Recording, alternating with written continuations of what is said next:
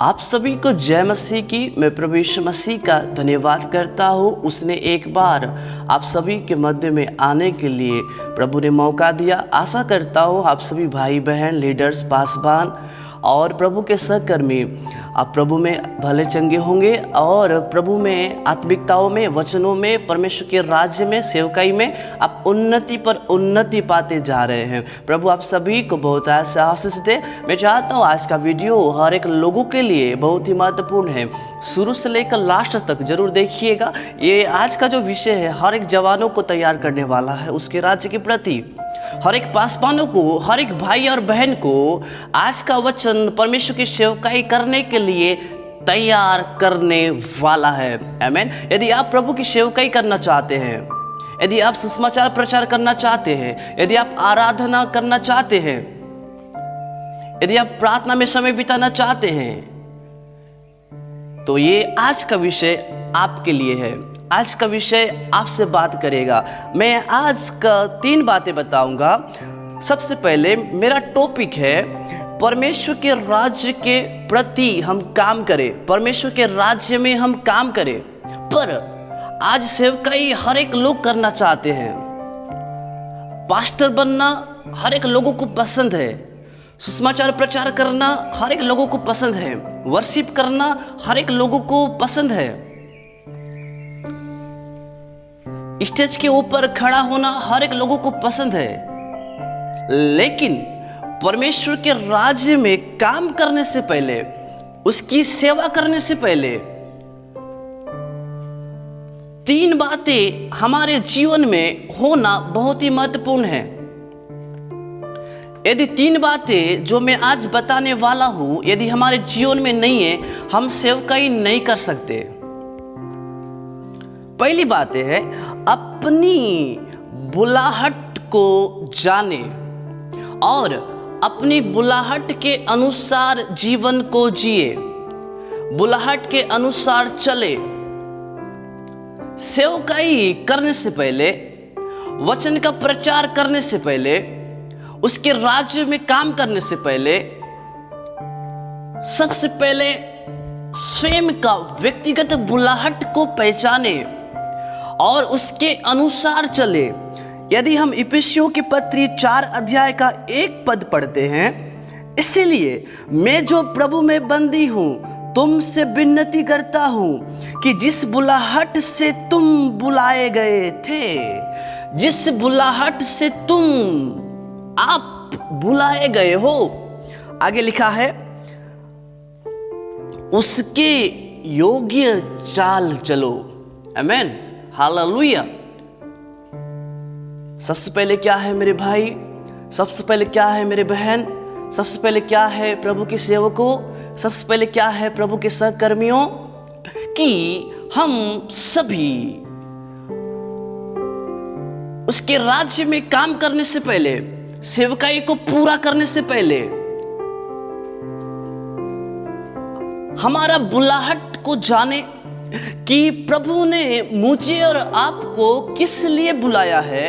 और बुलाहट को जानने के बाद, बुलाहट को पहचानने के बाद हम उस बुलाहट के अनुसार हमारा योग्य चाल चलन हो। जैसा आपका बुलाहट है वैसा आपका काम हो, जैसा आपका बुलाहट है वैसा आपका जीवन हो, जैसा आपका बुलाहट है वैसा आपका शब्द हो, जैसा आपका बुलाहट है वैसा ही आपका और मेरा चाल चलन हो।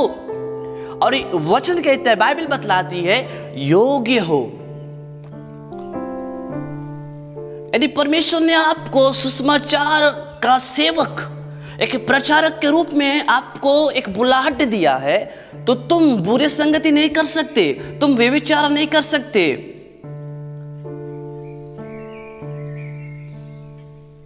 तुम संसार के समान जीवन यापना नहीं कर सकते, क्योंकि आपका बुलाहट अलग है। आपका बुलाहट उसके राज्य के प्रति सेवा करने के लिए है। तो आपका जीवन भी बुलाहट के अनुसार जुड़ने की आवश्यकता है, मैच खाना है। जैसा आपका बुलाहट है वैसा आपका जीवन होना है। आमीन। सबसे पहले क्या है कि हम अपने बुलाहट को जाने, हम अपने बुलाहट को पहचाने और बुलाहट के अनुसार हम योग्य चाल चले। हमारा बुलाहट जैसा है वैसा हमारा जीवन भी हो, वैसा हमारा काम भी हो।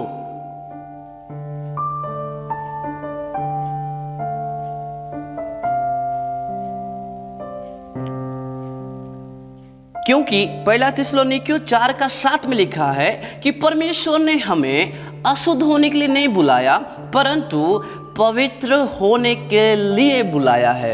आमीन। पवित्र का अर्थ है अलगाव जीवन, सबसे भिन्न जीवन, परिवर्तन जीवन होने के लिए बुलाया है।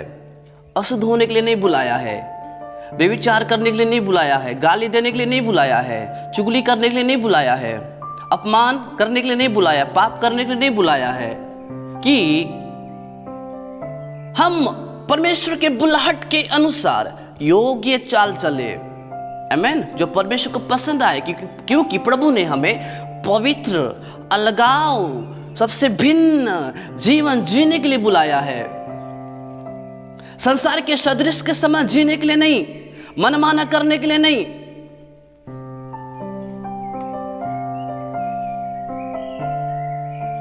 परमेश्वर ने हमें पवित्र होने के लिए बुलाया है।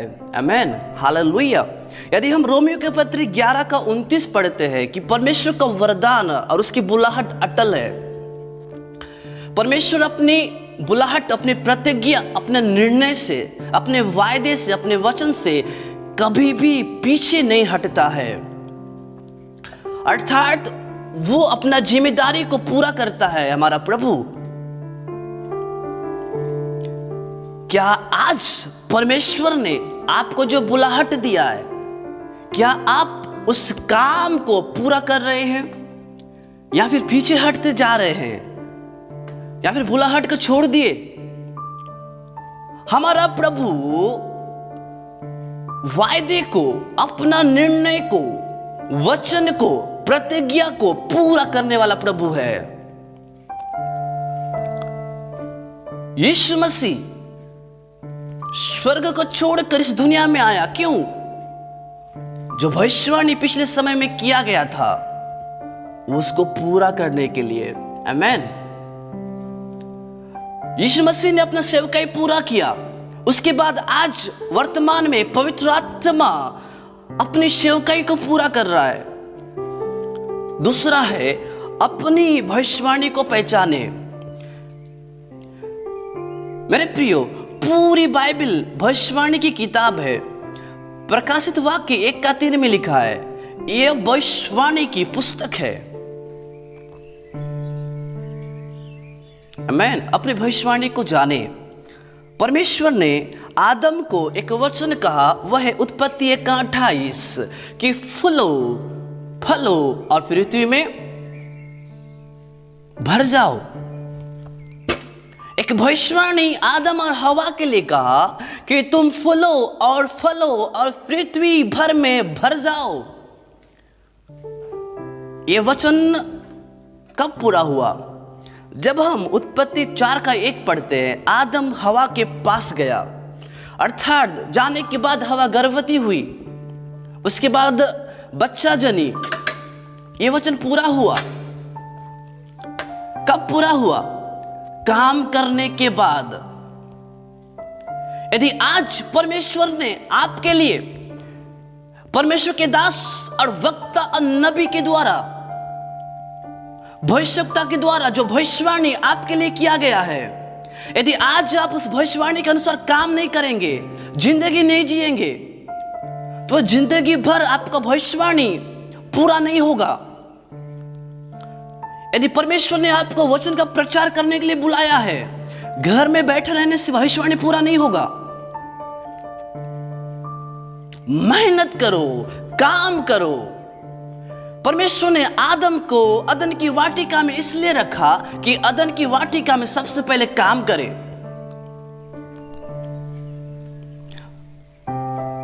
भैया जी, भविष्यवाणी किया गया है, यह तो पूरा होगा, लेकिन कब पूरा होगा? जब आप काम करेंगे, जब आप उस भविष्यवाणी के अनुसार जीवन को बिताएंगे। यदि आदम हवा के पास नहीं जाता, तो ये वचन जो प्रभु ने कहा था, फलो फलो और पृथ्वी में भर जाओ, ये वचन पूरा नहीं होता। यदि आज आपके लिए परमेश्वर ने जो भविष्यवाणी किया है, 1 साल हो गया, 2 साल हो गया, 5 साल हो गया, 10 साल हो गया, पूरा नहीं हो रहा है, इसका मतलब क्या है? आप उस भविष्यवाणी के प्रति निश्चिंत है, उस भविष्यवाणी के अनुसार आप काम नहीं कर रहे हैं। जब काम नहीं करोगे मेरे भाई, जब काम नहीं करोगे मेरी बहन, जब काम नहीं करोगे मेरे लीडर्स, प्रभु के सहकर्मियों, प्रभु के सेवकों, वो प्रभु का वचन कैसा पूरा होगा? एक मजदूर करने वाला व्यक्ति जब तक काम नहीं करेगा, उसका मजदूरी नहीं दिया जाएगा।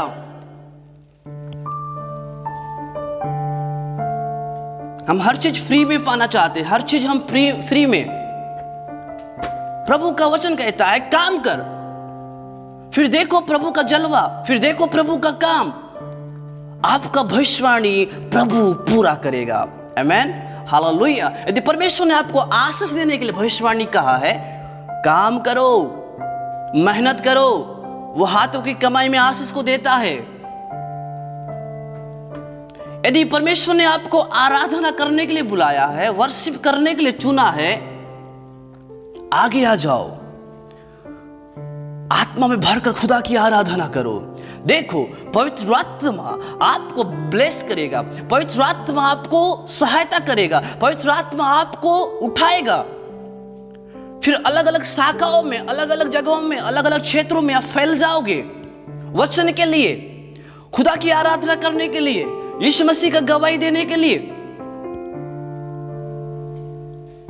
हम तो नहीं है भैया जी बैठे हैं, हम कुछ करना नहीं चाहते, क्योंकि प्रभु ने कहा है वो प्रभु पूरा करेगा।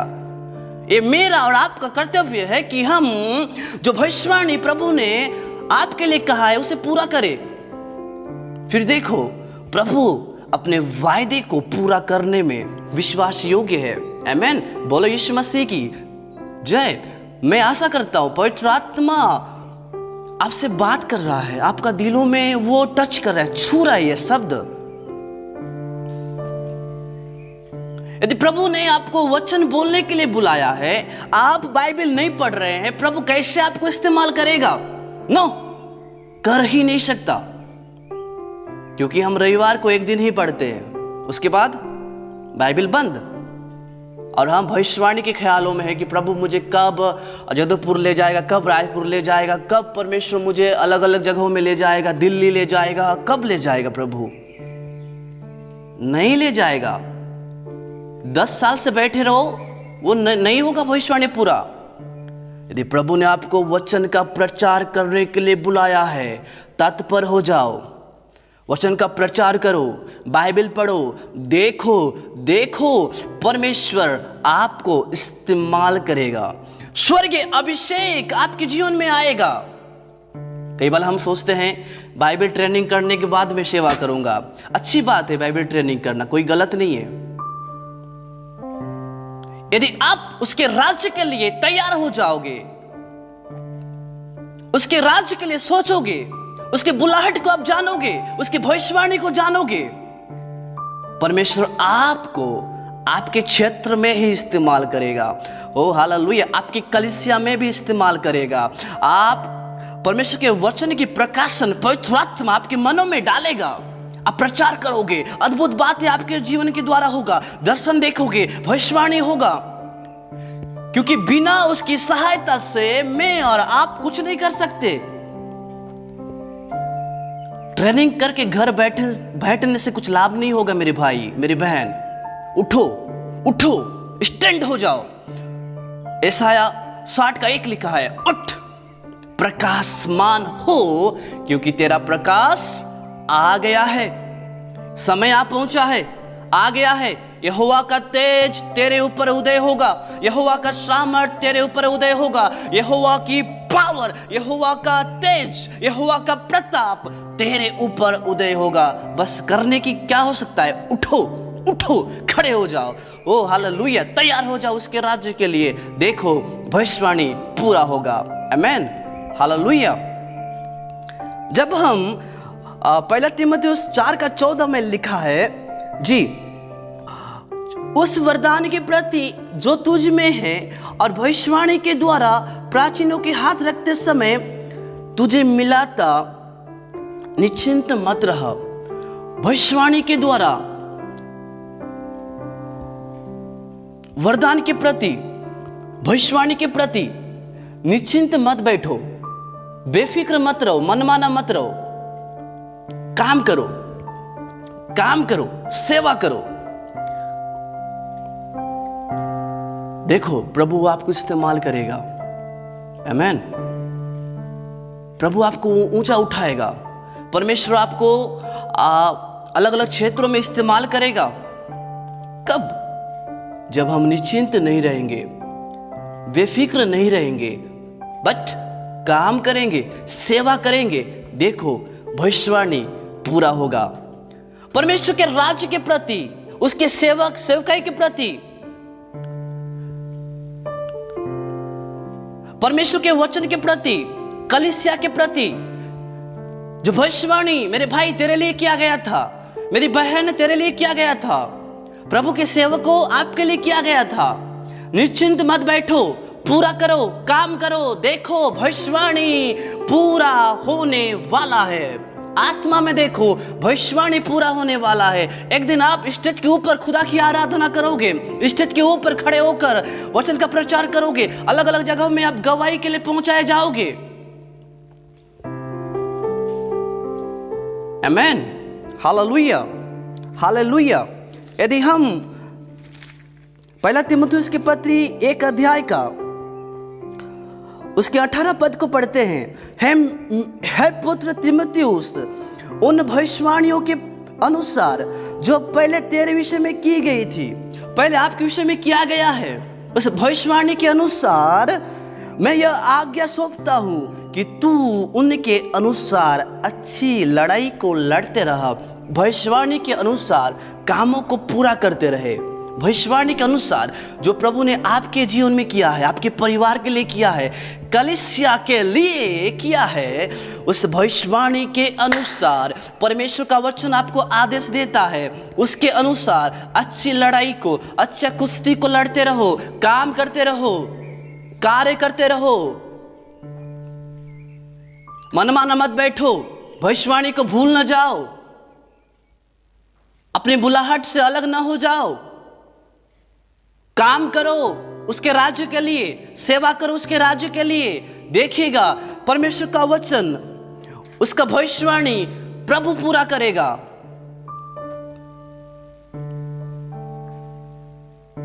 आमीन। हालेलुया। पहला क्या है मेरे भाई, पहला क्या है मेरे बहन? अपनी बुलाहट को जाने और उसके अनुसार योग्य चाल चले। यदि आप कलीसिया में झाड़ू भी लगाते हैं, चटाई बिछाते हैं, पानी से साफ करते हैं, हर चीजों को सफाई करते हैं,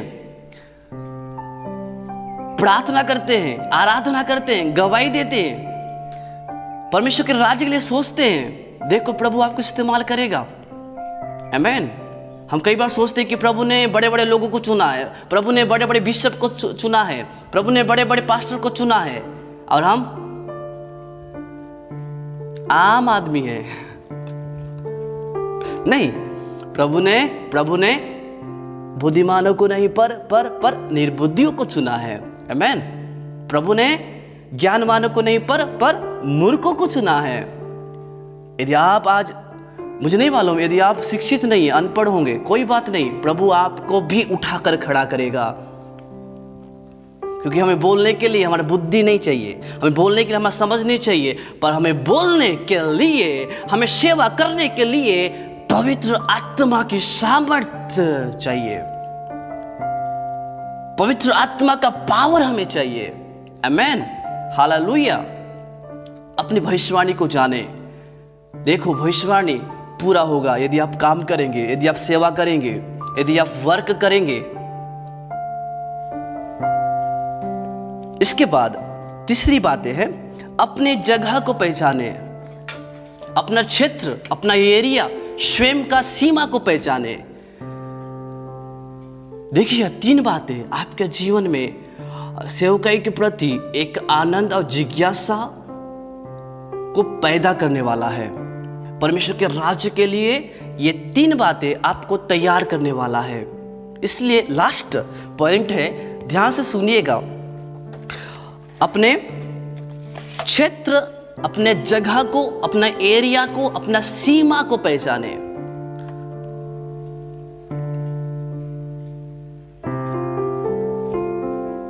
जब हम उत्पत्ति 4:2 में पढ़ते हैं, उसमें 2 प्रकार का सेवकाई के बारे में जिक्र किया गया है। पहला, हाबिल भेड़ बकरियों का चरवाहा बना। मैं और आप सभी जानते हैं, हाबिल भेड़ बकरियों का क्या बना? चरवाहा बना। और कैन भूमि पर क्या करने वाला बना? किसान, खेती करने वाला बना। 2 प्रकार का सेवकाई के बारे में इस वचन में जिक्र है। मेरे प्रियो, हाबिल भेड़ बकरियों का चराने वाला चरवाहा बना, और बाइबल बतलाती है चरवाहा का अर्थ है परमेश्वर का दास की सेवकाई, और भेड़ बकरी का अर्थ है कलीसिया। अर्थात हाबिल परमेश्वर की सेवकाई के लिए तैयार हो गया, और कैन जमीन पर खेती करने के लिए तैयार हो गया। जमीन पर अधिकार रखने के लिए कैन तैयार हो गया। अधिकार रखने वाला कौन है? जब स्वर्ग से शैतान गिराया गया तो शैतान ने क्या कहा? सभी जमीन पर, पृथ्वी भर में मेरा अधिकार होगा। जैसा कैन ने जमीन पर अधिकार रखने के लिए उस सेवकाई को ले लिया, लेकिन दोनों का एरिया अलग अलग है, दोनों का सीमा अलग अलग है, दोनों का कार्य अलग अलग है, दोनों का क्षेत्र अलग अलग है। लेकिन इसमें क्या हुआ? जब उत्पत्ति 4:8 पढ़ते हैं, तब कैन ने अपने भाई हाबिल से कुछ कहा, और जब वे मैदान में थे तब कैन ने अपने भाई हाबिल पर चढ़कर उसे, अर्थात हाबिल को क्या कर दिया?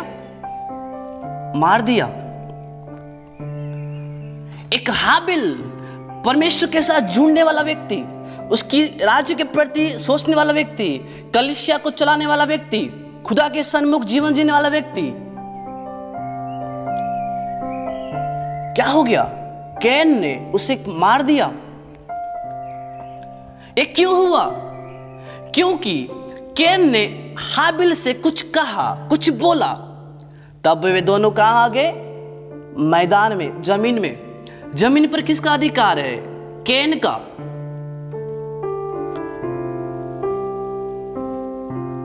मेरे प्रियो, यदि आप अपनी सीमा, अपना एरिया, अपना क्षेत्र को छोड़कर दूसरे क्षेत्र में चले जाओगे, दूसरे कार्य में जाओगे, आपका आत्मिक मृत्यु निश्चिंत है। आपका आत्मिक मृत्यु होगा।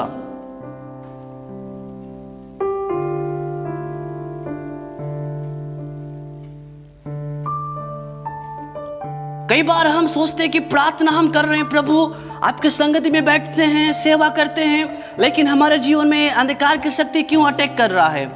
यदि आप अपनी सीमा को छोड़कर दूसरे की सीमा में जाओगे, आप नहीं बचोगे, आपका घात किया जाएगा, क्योंकि वह इसलिए आया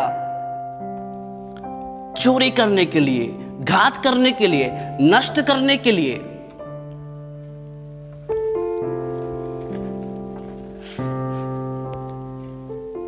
हाबिल अपनी सीमा से बाहर चला गया।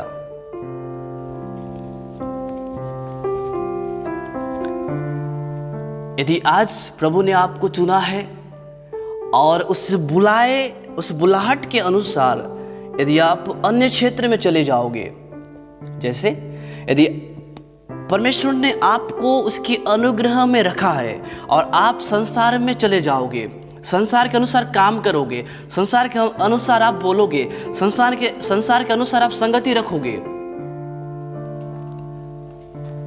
क्यों? नहीं जी, दोस्त है इसलिए जाना पड़ेगा। कैन ने हाबिल से कुछ कहा, अर्थात फुसलाकर अपने अंडर में ले गया।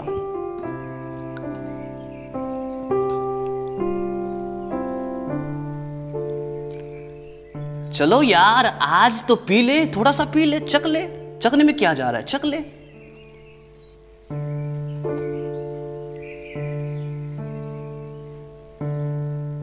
चलो यार, आज हम घूमने जाते हैं, उधर एंजॉय करते हैं, पिकनिक बनाते हैं, मस्त देसी विदेशी वाला शराब पीते हैं, एंजॉय करते हैं यार। थोड़ा सा उड़ा लेना इसको, उड़ा ले थोड़ा सा, बस टच कर लो, कुछ नहीं होता है, कुछ नहीं होता। एक ही दिन तो पी ले, कुछ नहीं होगा।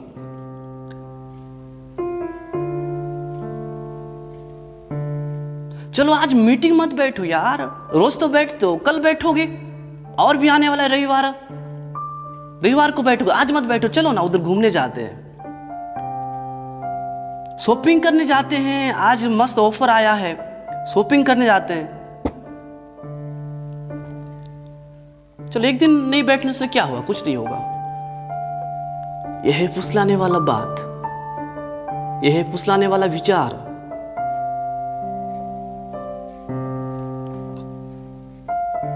जब आप प्रभु की सीमा को छोड़कर दूसरी सीमा में जाओगे, अपना मनमानी करोगे, किसी के बात के अनुसार, किसी एक व्यक्ति के अनुसार आपका घात किया जाएगा, तो सेवकाई कब करोगे? सेवकाई नहीं कर सकते। क्योंकि यदि हम पहला कुरिन्थी की पत्री 10:21 में पढ़ते हैं, तुम प्रभु के मेज और दुष्ट आत्माओं की मेज अर्थात दोनों स्थान में सहभागिता नहीं हो सकते, दोनों का कार्य आप नहीं कर सकते। इधर खुदा की आराधना भी करोगे और उधर संसार के अनुसार एंजॉय भी करोगे। ये परमेश्वर के सामने नहीं चलता। दोनों में सहभागिता नहीं हो सकते। एक सीमा में रहकर काम करो, तब आपका उन्नति होगा। हम बोलते सेवकाई कैसे आगे नहीं बढ़ रहा है, भविष्यवाणी कैसे पूरा नहीं हो रहा है। दूसरी सीमा में जाओगे, दूसरे के समान काम करोगे, भविष्यवाणी पूरा होगा? नो।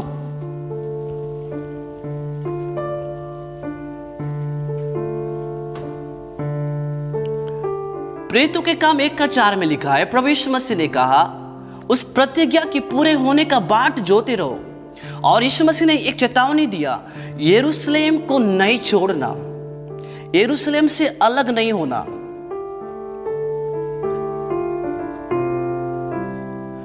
यरूशलेम शांति का नगर को कहा जाता है। उस सीमा को नहीं छोड़ना, उस जगह को नहीं छोड़ना। और लूका 10:30 में लिखा है, एक मनुष्य यरूशलेम को छोड़कर कहां जा रहा है? एरियो में। एरियो का अर्थ है श्रापित नगर। उसको तो डाकू लोग नहीं छोड़ेंगे ना, अधमरा मारकर चले गए। जब हम अपने एरिया को छोड़कर हम दूसरे के एरिया में प्रवेश करते हैं, आप जिंदगी में नहीं बच सकते। आपका जीवन का घात किया जाएगा। वो इस ताक में है कि आपको भी फाड़ खाए, इस ताक में है कि आपको भी नष्ट करे।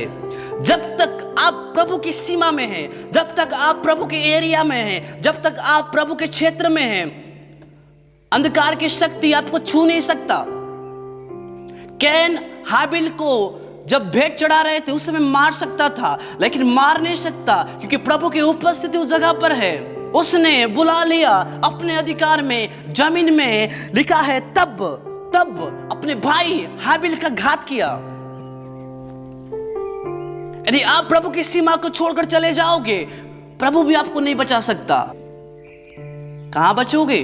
कहां सेवकाई करोगे? नहीं कर सकते, क्योंकि हमने यरूशलेम को छोड़कर एरियो में प्रवेश किया। जमीन, जब हम यहां पे पढ़ते उत्पत्ति में, आदम के कारण जमीन क्या हो गया था? श्रापित हो गया था। वैसे ही एक मनुष्य यरूशलेम को छोड़कर एरियो में प्रवेश किया, अर्थात श्रापित नगर में।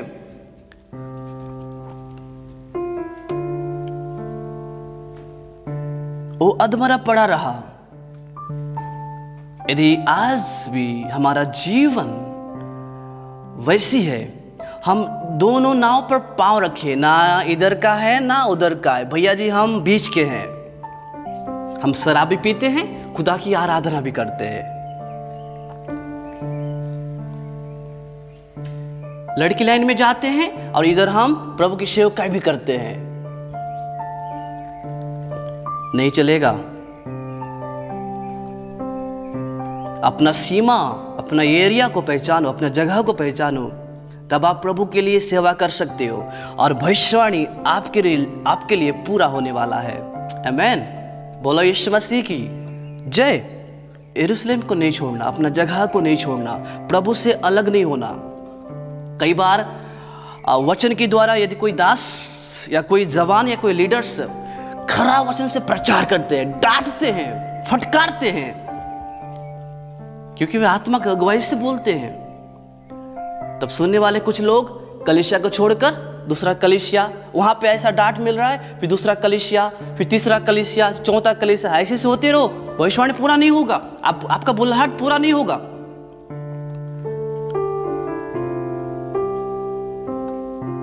यरूशलेम को नहीं छोड़ना।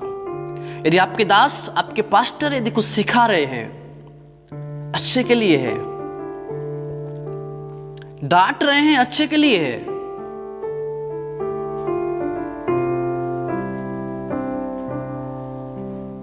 आपका भलाई के लिए है,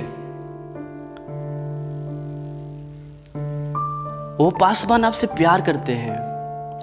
वचन में लिखा है, जो किसी से प्यार करते हैं ना, वो डांटते हैं। हालेलुया। परमेश्वर आज के इन 3 बातों के द्वारा प्रभु आप सभी को उसके राज्य के लिए तैयार करे, उसके राज्य के लिए खड़े करे। मेरे जवानों, प्रभु के प्रिय लोगों, भाई और बहन, उठो, काम करो, काम करो। देखो फिर प्रभु अपना काम को आपके द्वारा पूरा करेगा। प्रभु आपके जीवन के द्वारा एक बड़ा सेवकाई को देगा। प्रभु आपके जीवन के द्वारा परमेश्वर अद्भुत कामों को पूरा करेगा। आमीन। इन वचनों के द्वारा परमेश्वर प्रभु यीशु मसीह, पवित्र आत्मा आप सभी को बहुत आशीष दे। Then God bless you. जय मसीह की।